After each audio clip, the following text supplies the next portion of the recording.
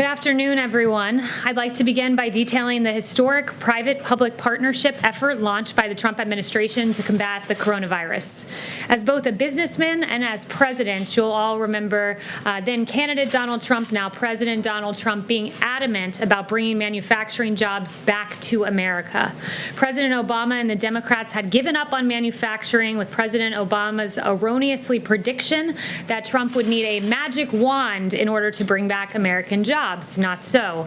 The reality is President Trump revived manufacturing in this country, and he tore up disastrous trade deals that hemorrhaged American jobs, like NAFTA and like the plan that was in work, the Trans-Pacific Partnership. Instead, he put in place better trade deals to bring back American jobs and to bring back American manufacturing. And in the battle against the invisible enemy, President Trump took action to shore up our domestic supply chains in order to deliver the necessary PPE and other medical equipment to the states.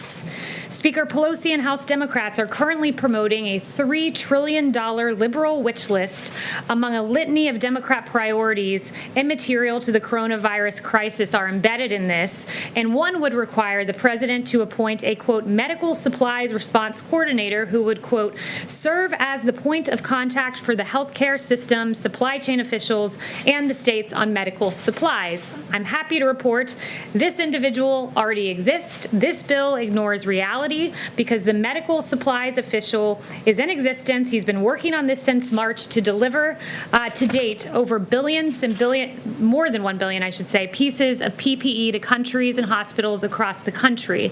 Since March 29th, Rear Admiral John Plavchek, Vice Director for Logistics for the Joint Chiefs, has been on the job as the head of FEMA's Supply Chain Stabilization Task Force. This is a historic partnership with the private sector, and under the leadership of President Trump, FEMA directed the greatest mobilization of the private sector since World War II.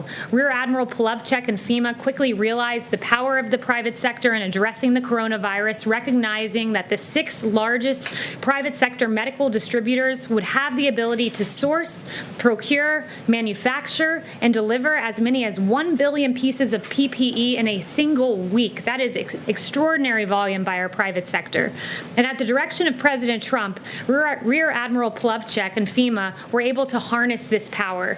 Every day at 9 a.m., Rear Admiral Plavchek's team huddles with these 6 large private sector medical distributors, and together they review data compiled by Dr. Birx as well as information provided by the CDC to set priorities and ensure sufficient levels of supplies go down not just to the county level, but to the hospital level. After focusing geographically, Rear Admiral Plavchek and his team orients the data to set point-of-care distribution priorities for public hospitals, VA and DoD facilities, private hospitals, nursing homes, acute care clinics, first responders, and labs. In just 2.5 weeks, Rear Admiral Plavchek and his team were able to combine data streams, utilize supply chain visualization tools from DoD, and input data into the cloud. This system is now available to generate reports for governors showing what their state received from the federal government and commercial partners all the way down to the hospital level, as I noted. And thanks to President Trump and his administration, governors now have visibility as to where their supplies are sent and where they're received. And from March 1st through May 10th, this public-private partnership has led to the delivery, and these are extraordinary numbers, of over 113 million N95 respirator masks, nearly 500 million surgical masks, nearly 18 million face shields, and over 12 billion gloves. That is a lot of PPE, and we thank our private sector partners for engaging in this effort with us. Also, I just wanted to note that earlier today, the president held an hour-long call with thousands of Hispanic community, business, and faith leaders across the country. He recognized the many contributions of the Hispanic community to our country and addressed important issues like how to reopen their businesses and build the greatest economy in history again. And finally, before I take questions, I just wanted to note on a separate note that I wanted to acknowledge the passing of Ravi Zacharias, a renowned Christian apologist who left this world yesterday. Our prayers are with Ravi's family during this time. He meant a lot to a lot of people around this administration. And as my father said, Billy Graham was the great evangelist and Ravi Zacharias was the great apologist. And we are all thinking about him and holding him close to our hearts and his family today. And with that, I'll take questions. John. Kayleigh, what does the president believe is illegal about the Secretary of State of Michigan sending out absentee ballot applications, and what federal funding is he considering withholding from the state of Michigan as a result?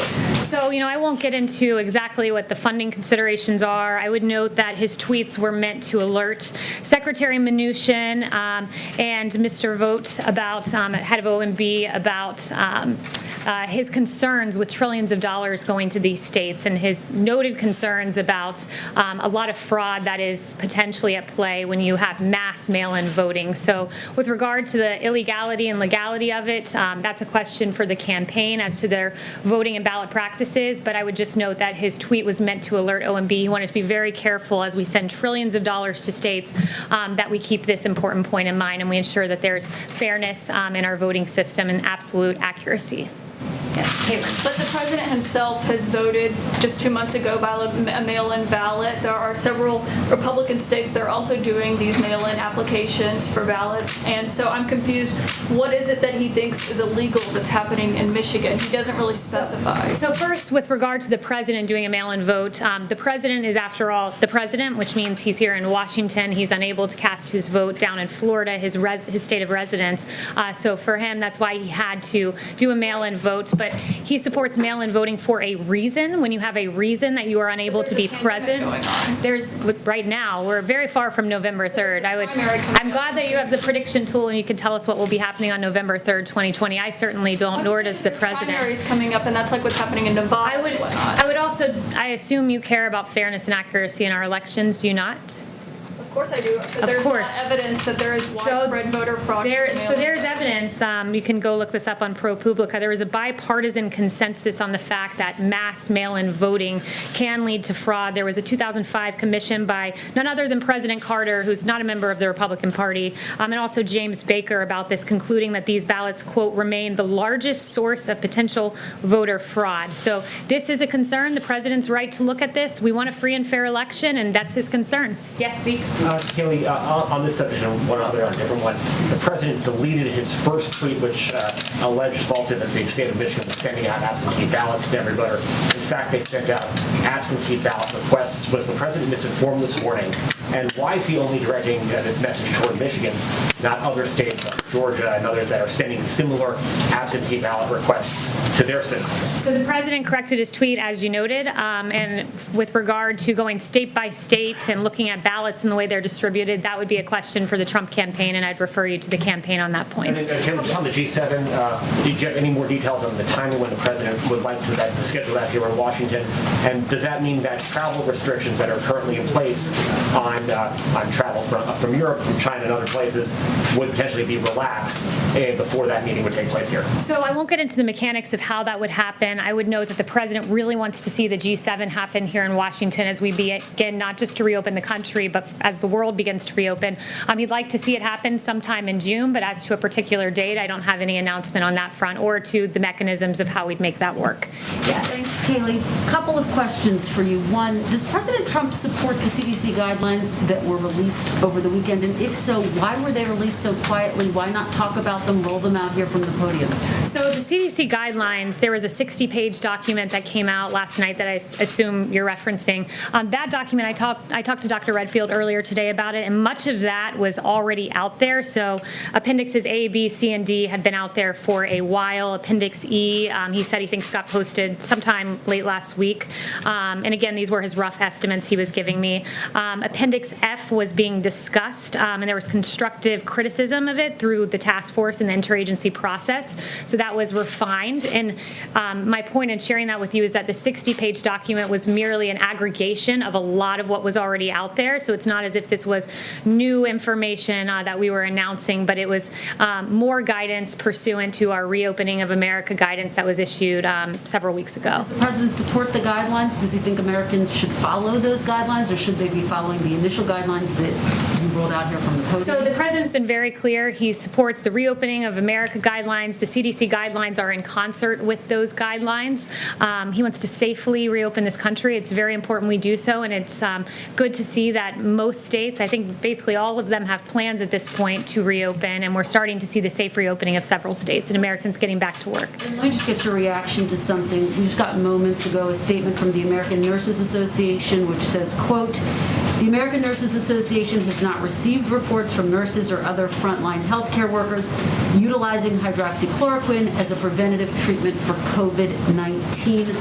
Why does the president continue to say that many or thousands of frontline workers are using it as a prophylactic? Well, there is, at Henry Ford Hospital is doing a study on this now where 3,000 frontline workers will be taking hydroxychloroquine to look at its use as a prophylaxis. I believe there's a few hundred or 190 workers in Tampa General Hospital. So this is being used by some. And one thing I want to note with regard to hydroxychloroquine, because I think it's very important that we're as accurate as we can be with our reporting on this. Hydroxychloroquine has been a drug that has been in use for 65 years for lupus, arthritis, and malaria. It has a very good safety profile, but as with any drug and as with any prescription, it should be given by a doctor to a patient in that context. So no one should be taking this without a prescription from their doctor. But that being said, I've seen a lot of apoplectic coverage of hydroxychloroquine. You had Jimmy Kimmel saying the president's, quote, trying to kill himself by taking it. You had Joe Scarborough saying,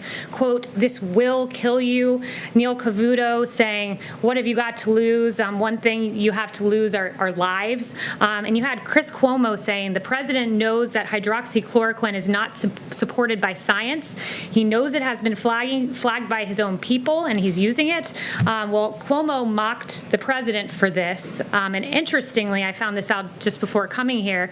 Hydroxychloroquine, of course, is an FDA-approved medication with a long proven track record for safety. And it turns out that Chris Cuomo took a less safe version of it called quinine, which the FDA removed from the market in 2006 because of its serious side effects, including death. So really interesting to have that criticism of the president. And on that note to Chris Cuomo, I'd like to redirect him to his brother, the governor of New York, Governor Cuomo, who has several on-the-record statements about hydroxychloroquine saying, "I'm an optimist. I'm hopeful about the drug, and that's why we'll try it here in New York as soon as we get it.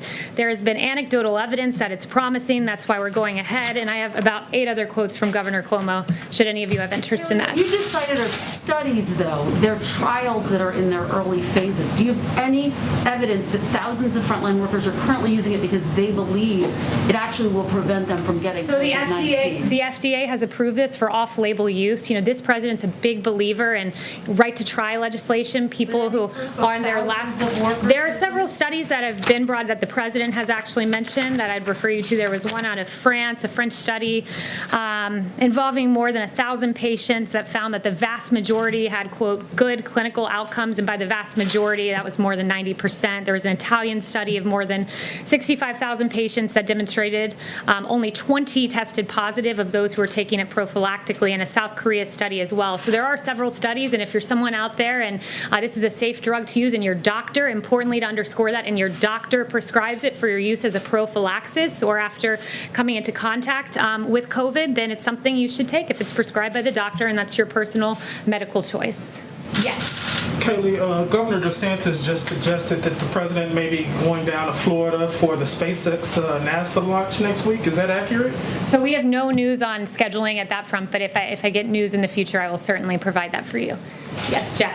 Kayleigh, how often does the president talk to Director Vogt or Acting Director Vogt from the OMB? To who? To the Acting Director of OMB. Often.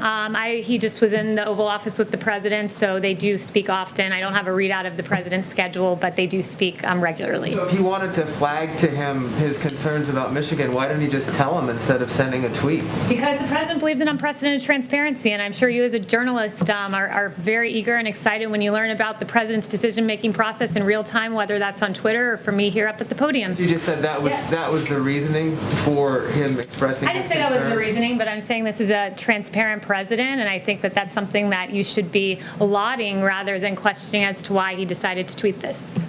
Yes. Apart from President Macron, do you have any other answers from G7 leaders that they are definitely willing to come here? So I won't get into the president's private conversations and correspondences with world leaders, but we do hope to see this happen. We hope that... How can you characterize the response as being great? Sounds like a good idea, or thinking about it? So I don't have any information about the response from world leaders, but we certainly hope to see this happen. Yes. Yes, thank you. Could you clarify, please, President Trump's comments about saying that it was a good idea, it was good that there were so many positive tests for COVID-19, whereas a lot of people look at that and say that this was actually terrible, that we have actually 1/3 of all the cases in the world. Well, look, I would note this, that the president, what he was saying there is that we are testing. When you have more cases, in order to identify those cases, you have to have tested a high volume of people. So the more you test, the more cases numerically, not necessarily as a percent positive, but numerically, you will see just by volume, sheer volume of your testing. And the president's done an extraordinary job on this front. Washington Post surveyed governor's offices and state health departments and found that at least a dozen states have testing capacity that outstrips the supply of patients. That's a very good job done by our federal government in supporting the states. To cite the governor of New York again, quote, "We have more sites and more testing capacity than we're using." So we're testing a lot, and thus we're finding a number of cases. But as we safely reopen, we do have some encouraging numbers on that front, that we continue to see a week-over-week decline, a 15% decline in deaths in just the last week. April 1st to mid-May, 50% decline in new hospitalization and under 25,000 cases today. So we are seeing progress. Yes. Can you tell us what law specifically the president thinks the Secretary of State in Michigan broke by sending out the applications? And did the Secretary of State in Georgia also break that law by sending out applications for their primary? Again, I'd reference you to the campaign. These are ballot questions, and I'd reference you to the campaign on that. He's the president, That's and my you're former his employer. My spokesperson. current employer is the White House. So thank you. Yes, but that's not a campaign question. That's the president of the United States saying that It's a campaign state question on broke the ballot law. initiatives that you have and absentee ballots. So I would refer you to the campaign on that front. And I would note to you that many of those ballots that are submitted via mail can be fraudulent. I cited to you the bipartisan study. I can read it again. Maybe you weren't paying attention when I read it the first time, so I'll read it again. President Carter, a Democrat, not a Republican, and James Baker concluded that these ballots remain the largest source of potential voter fraud. So if you cast a ballot via mail and you do so fraudulently, that would be an illegal act, and I'd point you to that. And for further, I'd point you to my former employer, which is the Trump campaign. Is the president concerned Any other about fraud in questions? Georgia? Yes, sir. Yes, thank you, Kayleigh. Two questions, if I may. Firstly, on airports. The TSA is reportedly considering setting up temperature checks at airports. Given the numbers of people who can be asymptomatic or sick without a fever, do you think that's sufficient? And why wasn't more done to have screening at airports sooner, particularly in light of the House oversight investigation that called screening from international hotspots in March limited and stagnant? So the president is working with TSA. He's working with airlines. We want to ensure that our TSA employees are safe, that those who are traveling are safe, and he has had those conversations, and we are keeping people safe at the TSA and the passengers as well. Over 500 TSA employees have become sick, and 6 are dead. So again, do you think this has been enough action and soon enough? We've taken action. We're working with the TSA. We're keeping America's essential workers safe, and we are praying for all of those who have been affected by coronavirus. And on another front, I wanted to ask about the president's son and business partner, Eric Trump.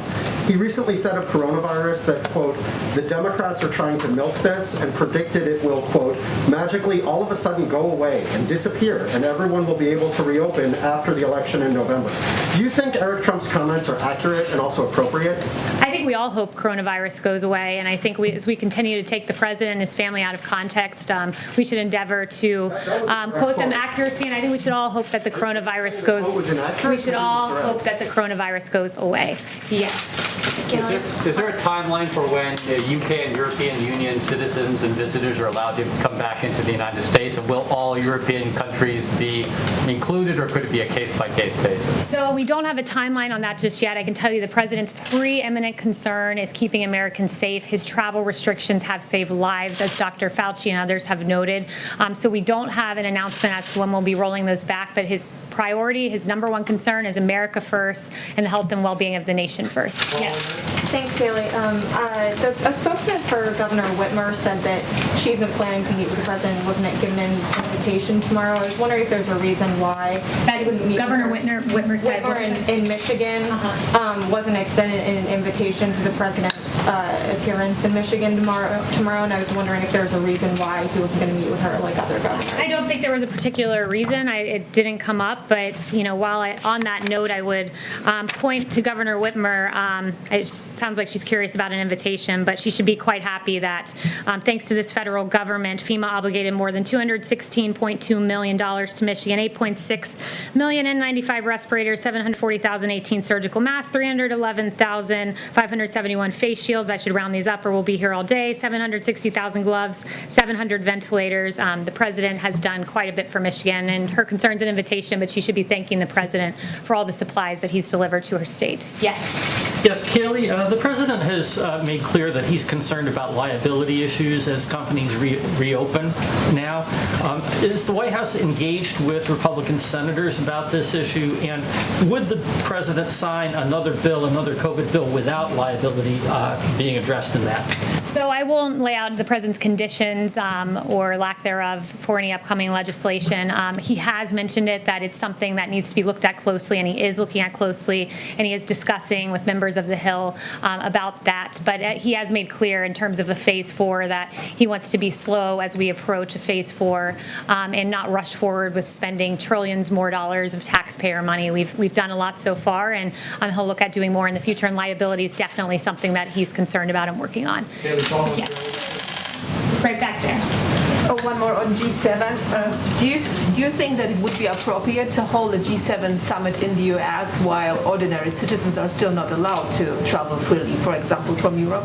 Yeah, the president wants us to start reopening. Travel restrictions are something that, he wants to make sure American lives are protected before those are lifted. But that being said, I do think it's entirely appropriate, so does the president, to have a G7 here. America's reopening, the world's reopening, and what a show of strength and optimism to have all of the leaders of these countries come together at the White House and pursue business as usual, and as we move forward through this pandemic. Is there anyone I haven't gotten to? I guess not. Okay, so we'll do a few more. Yeah, I had a brief answer to your question. So hey, Kayleigh, Susan Rice wrote an op-ed yesterday in the New York Times that said that President Trump has kowtowed to President Xi, and also has said that called his response to the coronavirus deadly, classified as a deadly mishandling. What's the White House's response to that? So you said that came from Susan Rice, was it? Yep. Okay, so first I would want to take a moment to address the president's response, because the president has had an extraordinary and early response to the coronavirus. I would note, Dr. Birx, the early work of President Trump, both with travel restrictions and quarantine, has bought us the time and space necessary to have this task force be very effective. Dr. Fauci saying that the president's response has been impressive. He can't imagine under any circumstance that anyone could be doing anything more. I can go through the actions. There's a detailed timeline out there of January 6th, Wuhan issuing a travel notice issued on Wuhan when there were 0 cases in the United States. The 17th, 0 reported U.S. cases, and there were public health entry screenings at major U.S. airports. Of course, the infamous travel restrictions that were called xenophobic by Democrats on January 31st. A lot of action in February on developing a test and making sure we were moving forward as speedily as possible on that. Keep in mind, in late February, Pelosi was saying, come to Chinatown, it's very safe, but the president had already taken very early action. And I know you brought up Susan Rice in that context, but I'm going to bring her up in another context that's equally as newsworthy, and that is the email that was declassified from Susan Rice on Inauguration Day, which is so peculiar. Set the scene. It's Inauguration Day. You're moving out of the White House. This is the most powerful building on planet Earth. Susan Rice is moving out, reflecting on her time here, and what is she doing? She's not packing her boxes. She's not being nostalgic about her time in the White House. What she's doing is writing an email where 3 times she writes that President Obama emphasized to conduct the investigation into Michael Flynn by the book, by the book, by the book. She writes it 3 times. As Shakespeare said, "Thou doth protest too much, Susan Rice." He didn't have the Susan Rice part in there, but I'll add that in. 2, she was asked specifically about the unmasking of Michael Flynn after she discussed it on January 5th in the Oval Office with Obama, after she wrote this email to herself on Inauguration Day. She was asked by a good journalist, Judy Woodruff, about this email and about the unmasking of Michael Flynn, not the email, but the unmasking. She was asked specifically about Nunes's claim specifically. So let me clarify, it was Nunes's claim. And she said, "I know nothing about this, so it was a lie."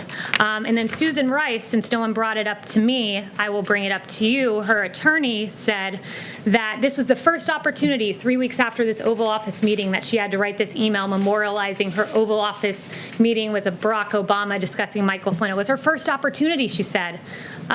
Interesting, because she had an opportunity in those 3 weeks on January 10th to do a passing of the baton event with none other than Michael Flynn, where she praised him, wished him success, and talked about the great transition into the White House. And then on January 12th, she was able to participate in a story that published on that date in the lifestyle section of the Washington Post. So she never had time to write this email until Inauguration Day as she's rushing out the door, when in fact she had an opportunity to do all of those things. I'll leave that with you. Thank you for bringing up Susan Rice, not in the context that I wished, but for allowing me to share that with you. Secretary Pompeo.